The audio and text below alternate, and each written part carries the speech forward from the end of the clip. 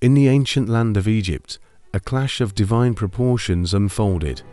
The Pharaoh and his pantheon of gods stood in defiance against the Almighty, but one by one, they crumbled before the power of the living God. Egypt revered the Nile as a sacred deity, the lifeblood of their civilization. Yet, at the command of the Most High, this revered river turned to blood, becoming a source of death and decay. The Egyptians honored Hecate, the frog-headed goddess of fertility and childbirth.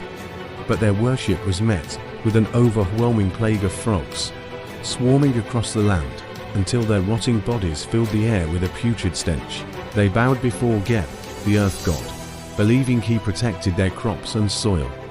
However, the very dust of the earth rose up against them, transforming into a cloud of biting lice that tormented both man and beast.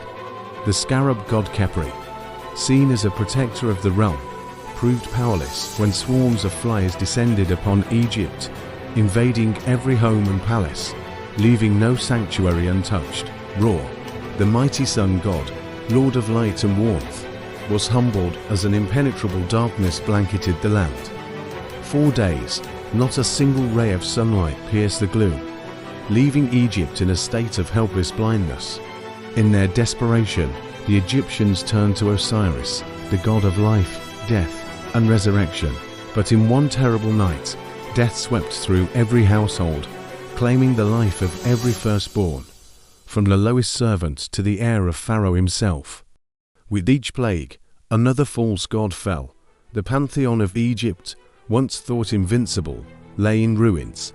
As the final judgment fell, a stark realization dawned upon the land. There is but one true God, the Most High, whose authority reigns supreme over all powers in heaven and on earth. The Israelites, witnesses to this divine showdown, saw the mighty hand of their God at work.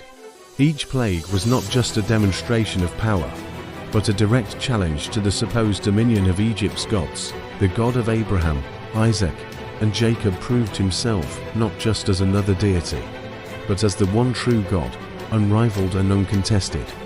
As the Egyptians reeled from the devastation, the Israelites prepared for their exodus.